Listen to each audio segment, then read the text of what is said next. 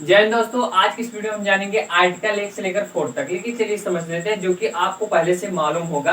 हमारा संविधान जो है भैया, उसमें 22 भाग हैं और आर्टिकल की संख्या जो है, अनुच्छेद की संख्या वो कितनी है? 395। वैसे तो बहुत है, मतलब अगर अगर जोड़ेंगे कि अनुच्छेद 2 का 21 का इस प्रकार अगर जोड़ेंगे तो कई सारे हैं। लेकिन मूल रूप से जो हम अगर काउंट करते हैं, अगर एग्जाम में आ गया कि भैया संविधान में कितने आर्टिकल हैं, तो 395। अनुसूची की बात करें तो शुरू में अनुसूची की संख्या 8 थी, लेकिन अब की बात करें तो 12 है। आर्टिकल की संख्या 395, अनुसूची की संख्या 12, और उसके बाद में अगर भाग की बात करें तो 8। भाग क्या होता है? आपका बुक होगा कोई, उसमें कई सारे चैप्टर होंगे, तो उसी चैप्टर को, उसी प्रकार संविधान में जो चैप्टर है उसे क्या बोला गया? भाग। उसमें आपकी बुक में जो चैप्टर है उसमें कई सारे टॉपिक होंगे, तो जो टॉपिक है उसे बोला गया अनुच्छेद यानी आर्टिकल बोला गया। आई होप आपको समझ में आया होगा। चलिए समझते हैं। आर्टिकल सॉरी आर्टिकल 1 से 4 तक हम इसमें अध्ययन करेंगे, लेकिन किसके अंतर्गत करेंगे? भाग 1 के अंतर्गत हम करेंगे। भाग 1 क्या कह रहा है? संघ एवं उसका राज्य क्षेत्र। भाग 1 में क्या है? संघ एवं उसका राज्य। संघ क्या है? ये क्या कर रहा है? एक शासन पद्धति का मतलब की ओर इशारा कर रहा है। संघ की कैसा शासन पद्धति है, कैसा गवर्नमेंट सिस्टम है, ठीक।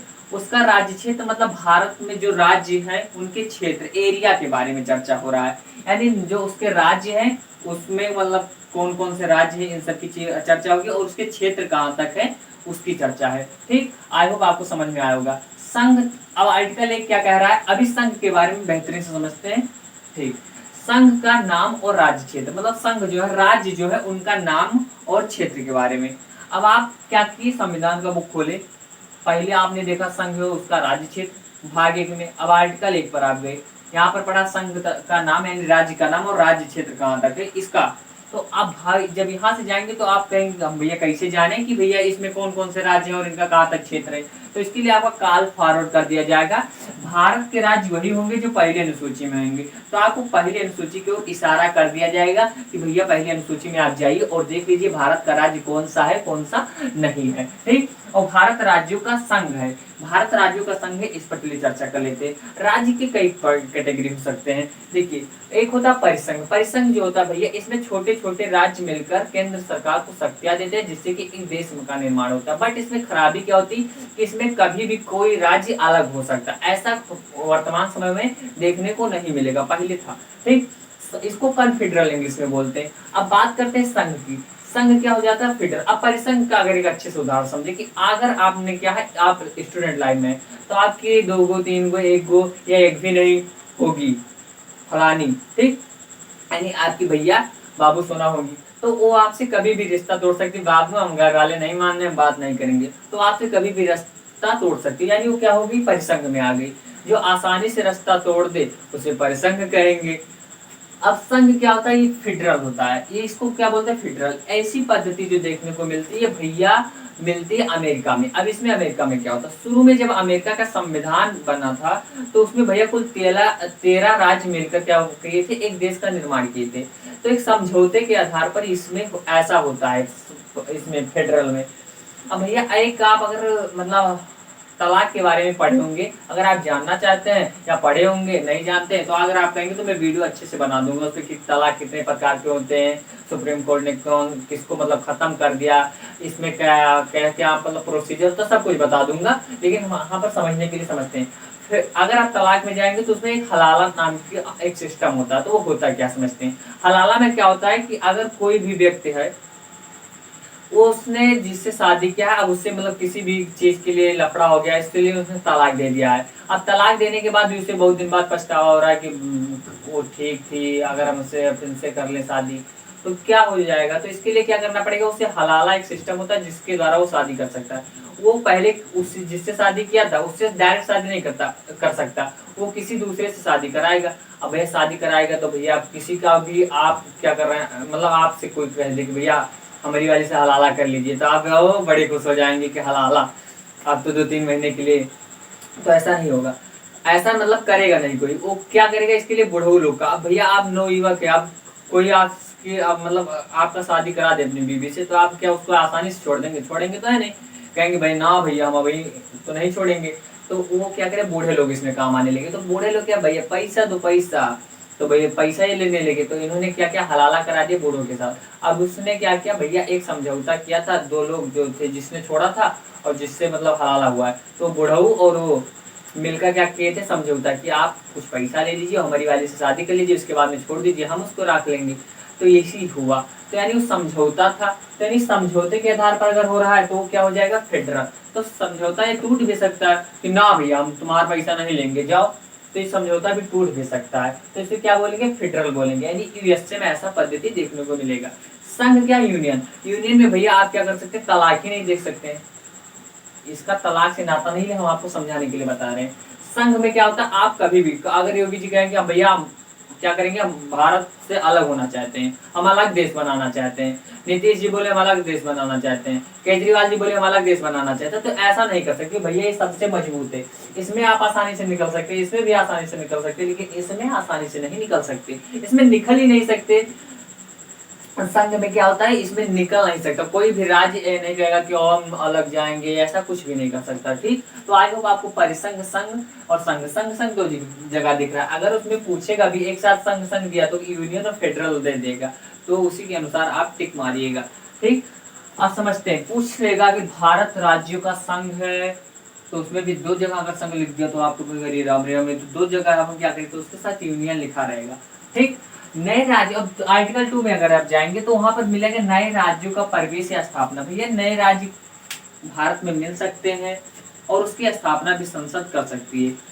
तो नए राज्यों का प्रवेश के उदाहरण भी हम आपको बता रहे हैं। देखिए, जब चीन ने क्या किया था, आक्रमण किया था तिब्बत के ऊपर, तो तिब्बत पर जब आक्रमण किया यानी कब्जा कर लिया, तो तिब्बत के जो मतलब एक परिवार के नागरिक थे, मान लीजिए वो जो जिसका साथ दो लोगों का भी नया नया शादी हुआ, अब एक को उधर भेज दे, को इधर भेज दिए, मम्मी को इधर भेज दिए, पापा को इधर भेज, चाचा को इधर, चाची को, तो मतलब सबको पूरे परिवार को बिखेर दिया इसने, चीन वालों ने। तब ये लोग बड़े चिंतित हुए कि अभी हमारे नई नई शादी हुई है, नवयुवक तो जानते ज्यादा चिंतित होंगे, अब हमको इधर भेज देगा 17, उधर भेज देगा तो बड़ा दिक्कत होगी, तो भारत की तरफ देगा, वो भारत है बगल में, चलो भारत वालों के पास चलते। तो भारत सरकार के पास ये लोग आए कि अगर हम आपके से मिलना चाहते हैं, हाथ मिलाना चाहते हैं, या आपके यहाँ रहना चाहते हैं, हम आप के श्री चरणों में आना चाहते हैं, तो आप क्या करेंगे हमारे साथ, उसी चीन वाले की तरह करेंगे कि हमारी बीबी को वहाँ भेज देंगे और हमको यहाँ, ऐसा मत करिए तो हम आप में मिल जाए। तो भारत वाले ने कहा कि भैया ये ऐसा देश है कि जो भी यहाँ पर आएगा, चाहे हमारा दुश्मन हो या मित्र हो, वो हमेशा भारत से खुश होकर ही जाएगा।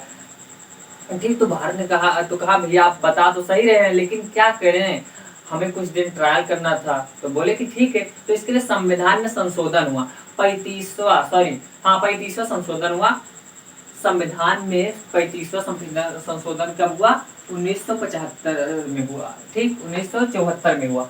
और 1974 में जब हुआ तो ये भैया भारत का सह राज्य बना, मतलब ये ट्रायल करने के लिए आया था कि भैया भारत वाले हमको सता तो नहीं रहे, तो ये रहे कुछ दिन। अब इस अनुच्छेद के दो, जो हमारा अनुच्छेद है 2 का या 2 का ए में ये जुड़ गया। अब ये भैया 1974 में आ गए भारत में। अब इन्होंने कहा कि भैया यहाँ पर बहुत अच्छा है, एकदम हमारी पुरानी वाली की तरह फीलिंग दे रहा है भैया ये देश। तो भैया ये क्या करेगा, भारत को पूर्ण रूप से, मतलब भारत में पूर्ण रूप से शामिल होने के लिए कहेगा भारत सरकार से। तब इसने जब कहा भैया कि हमें पूर्ण रूप से शामिल कर लीजिए, तो संविधान में फिर से संशोधन हुआ, 36वां संविधान संशोधन 1975 में। पहले क्या हुआ था, 34वां और 35वां संविधान संशोधन कब हुआ था, 1974 में। अभी 36वां संविधान संशोधन कब हो रहा है, 1975 में हो रहा है। इसके द्वारा ये भारत का 22वां राज्य बन गया। 16 मई 1975 को सिक्किम जो हो गया भैया भारत का राज्य बन गया। पहले सह राज्य बना था ट्रायल के लिए, लेकिन फिर इन्होंने जब देखा कि भारत तो एकदम भाई की तरह रहते हैं, भाई एकदम बढ़िया वाला सिस्टम है यहाँ पर, भैया भारत में हम लोगों का जन्म हुआ, बहुत सौभाग्यशाली है, जान लीजिए बहुत सौभाग्यशाली, वसुधैव कुटुंबकम वाली हमारी नीति है। ठीक, अब राज्यों के पुनर्गठन संबंधित संसद की शक्ति, यानी राज्यों का भैया तोड़ मरोड़ क्या कर सकता है राज्यों के साथ, ये संसद उसको समझते हैं। नए राज्यों को अगर मतलब भारत में मिलाना चाहता है तो संसद के पास शक्ति है। अगर वो नए राज्य, जो राज्य है भारत में, इसको तोड़कर या जोड़कर दूसरे राज्य का निर्माण करना चाहता है तो वो भी संसद के पास शक्ति है। इसके नाम में चेंजिंग करना चाहता है उसके पास शक्ति है। उसके क्षेत्र में परिवर्तन करना चाहता है इसके पास शक्ति है। किसके पास, संसद के पास। तो ये आर्टिकल 3 में इस चीज की चर्चा है। तो भैया क्या ऐसा कभी देखने को मिला है, हाँ भैया, मध्य प्रदेश को तोड़कर क्या बनाया गया, छत्तीसगढ़ बनाया गया। कब बनाया गया? 1 नवंबर 2000 को। उसी प्रकार यूपी को तोड़कर बनाया गया छत्तीसगढ़, जो कि कब बनाया, सॉरी उत्तराखंड बनाया गया, जो कि 9 नवंबर 2000 को बनाया गया। उसके बाद में बिहार को तोड़कर झारखंड बनाया गया, जो कि 15 नवंबर 2000 को बनाया गया। तो आई होप आपको समझ में आ गया। आर्टिकल 1 क्या कहता है भैया कि आपका जो मतलब भारत है उसमें कौन कौन से राज्य हैं और उनका क्षेत्र कहाँ कहाँ तक लगेगा, उसको देख लीजिए पहले इसमें।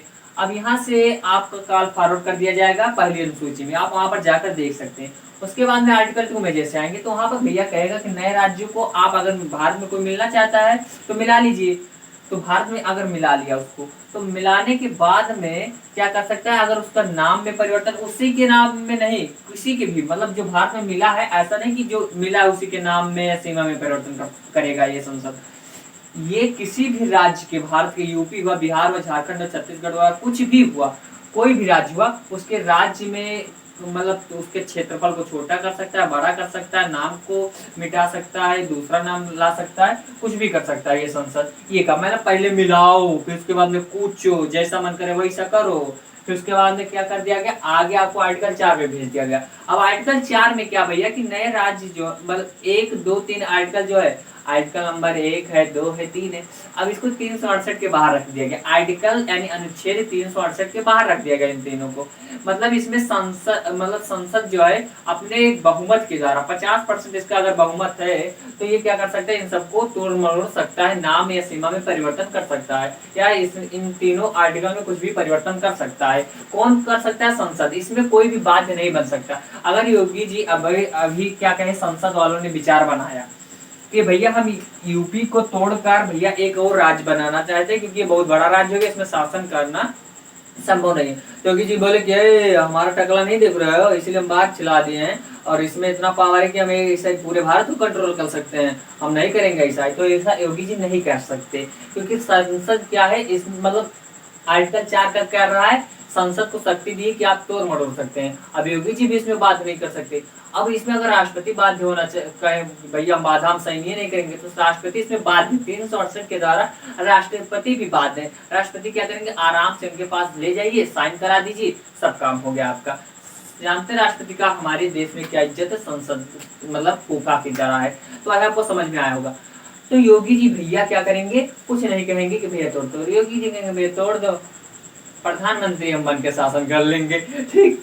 तो इस प्रकार से हो जाएगा। तो आर्टिकल 1, 3 को 368 के बाहर रखा गया। इसका अर्थात जो हमने लिखा है हमने बता दिया, मतलब आई होप आपको समझ में आएगा। परिसंघ संघ हमने समझ लिया। अब राज्य जो होते भैया, राज्य किसे कह सकते हैं हम, ये सब अलग टॉपिक है बढ़िया बढ़िया सा, लेकिन हम इसको थोड़ा थोड़ा बता दे रहे हैं क्योंकि संविधान चालू, तो इन सब शब्दों से आपका सामना पड़ेगा रोज, ठीक। देखिए राज्य किसे कहेंगे, जिसका एरिया क्या हो, बहुत बड़ा हो, जैसे यूपी हो गया, बिहार हो गया, झारखंड हो गया, या फिर झारखंड छोटा है फिलहाल मतलब, लेकिन भारत के बीचों बीच में है, इसमें मतलब कोई उतना दिक्कत नहीं है।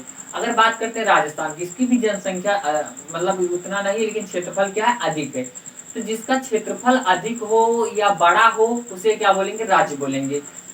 और केंद्र शासित क्या बोलेंगे, जो छोटा हो, क्षेत्रफल जिसका छोटा हो लेकिन राष्ट्रीय महत्व का हो। अंडमान निकोबार, पांडुचेरी, ये सब क्या हो जाएगा, दमन और दीव, ये सब क्या राष्ट्रीय महत्व के हैं, तो इसलिए इनको केंद्र शासित प्रदेश बोला गया। अर्जित भूमि क्या हो गया, जैसे सिक्किम हो गया। अगर अभी पाकिस्तान वाले क्या कहें कि हम भैया भारत में मिलना चाहते हैं, या पीओके को हम आपको दे देंगे, ये ससुरे दलिद्र कहाँ से कहेंगे ये चीज। ये केवल क्या करते हैं, बम लगाना चाहते हैं। सामना कभी करो आओ हमारी भारतीय सेना से, कभी नहीं कर सकते, लोगों के अंदर दम ही नहीं है। जानते हो 1971 में क्या हुआ इन लोगों का, हर जगह आप देखेंगे उदाहरण, तो हर जगह थुराए हैं ससुरे, ठीक।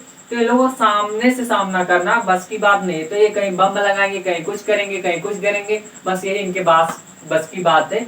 तो योगी जी अगर आ जाते हैं तो हो सकता है ये सपना साकार हो जाएगा कि योगी भारत में आ जाएगी। योगी जी मतलब हालांकि ऐसा नहीं कि योगी जी ले आएंगे, ये हमारी भारतीय सेना का पावर है जो कि उसे ले आएगी। योगी जी अगर नेतृत्व करेंगे या मतलब करेंगे, मोदी जी क्यों नहीं ला रहे हैं पीओके को हम तो नहीं जानते, लेकिन अगर योगी जी आ गए तो हो सकता है, आ सकता है। हमने अपनी भावना व्यक्त की है, आप इससे मतलब व्यक्तिगत रूप से मत लीजिएगा कि ये हमारा व्यक्तिगत विचार है कि भैया ये हम बीजेपी का समर्थन करने लगे या योगी का समर्थन करने लगे या मोदी जी का, किसी का हम समर्थन नहीं करें। हम आपको भी ये मतलब सलाह देंगे कि आप भी किसी भी मतलब सरकार का, कोई भी सरकार हो, चाहे कांग्रेस की हो या बीजेपी की हो, किसी का भी आप खुला समर्थन या खुला विरोध मत कीजिए। क्योंकि भैया सीए एनआरसी जब नियम आया था तो सरकार जान गई थी कि हमारे विरोध में कौन कौन है, तो सरकार ने क्या किया, छोड़ दिया लोगों, इन लोगों के ऊपर ध्यान नहीं देना छोड़ दिया, क्योंकि उसको 20% वोट से मतलब कोई फर्क नहीं पड़ता। योगी जी किसी मुस्लिम कंट्री में गए तो वहां पर उनको क्या किया गया, सम्मान के मतलब नजर में